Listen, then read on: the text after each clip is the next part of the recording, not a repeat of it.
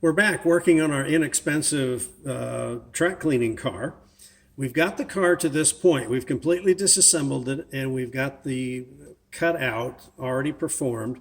And you can see here that we have gotten the edges all nice and smooth so that on both sides so that nothing's going to hang up on the eraser block.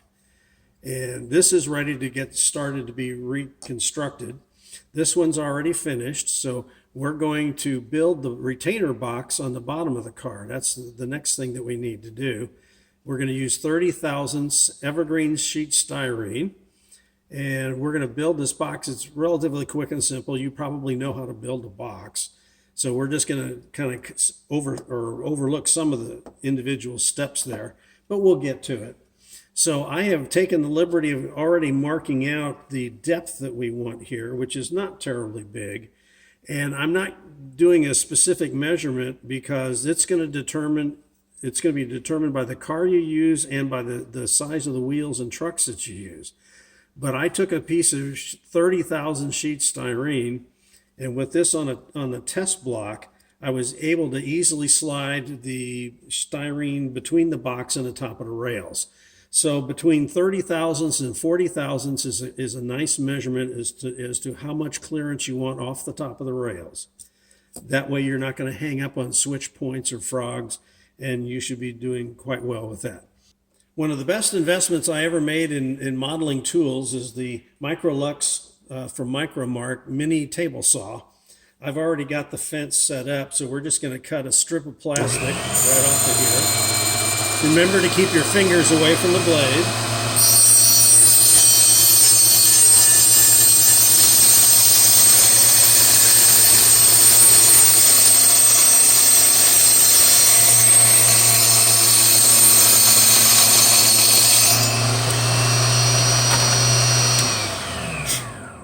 Okay, now I've got a nice long strip. I actually cut the styrene widthwise, and we just clean off the little bit of melted plastics on the sides.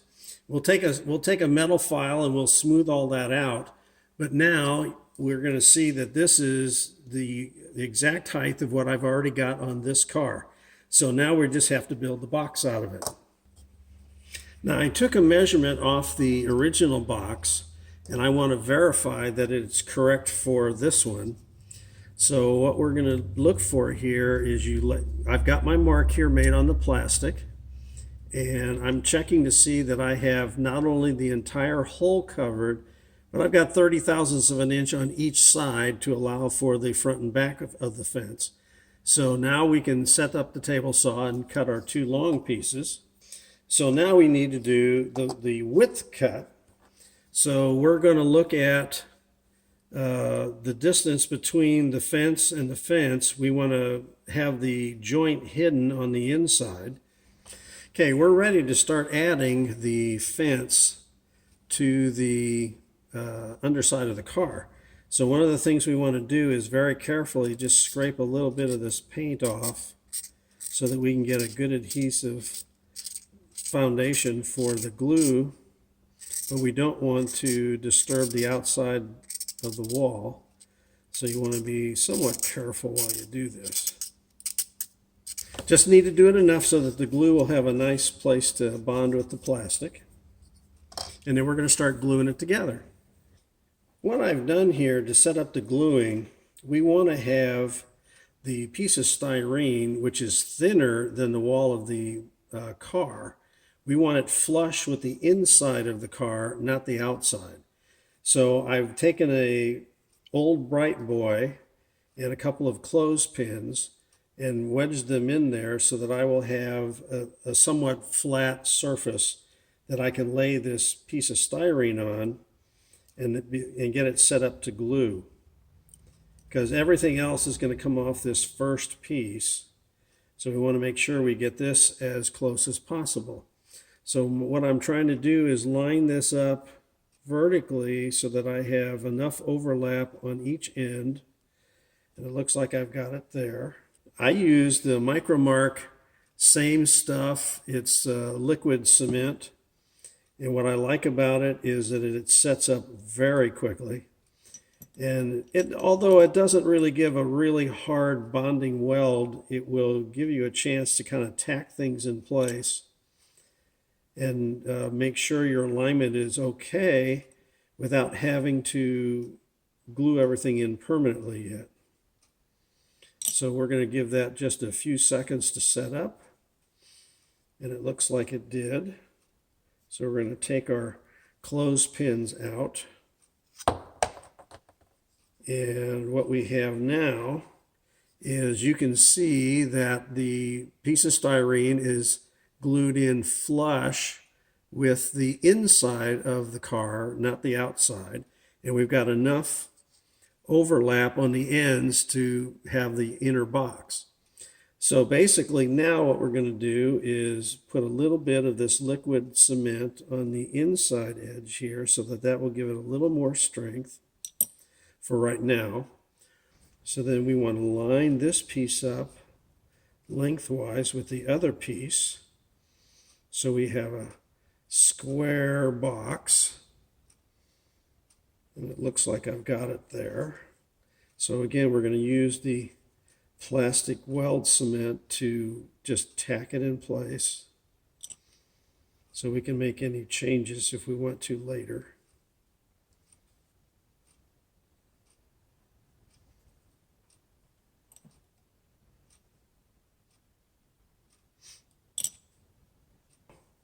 We'll take our clothespins out and the bright boy, and we've got our two sides on there. Now let's check this with the square and make sure that we are, and it looks like I've got the ends on there just right. So even a blind squirrel finds a nut now and then.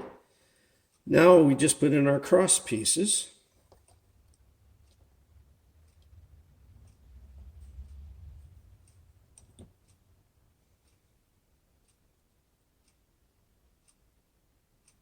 Okay, I've tacked the one corner in here.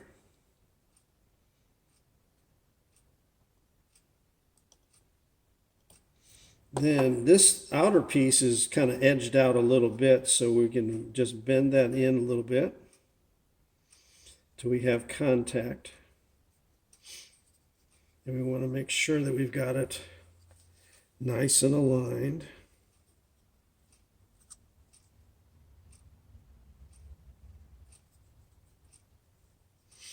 And with this liquid cement, it does give you a little bit of set time, just a few seconds, but you can put some on there. And then while it's still setting up, you can move it just ever so slightly to get it just where you want it. Okay, that side looks good. And this side I want to adjust just a bit.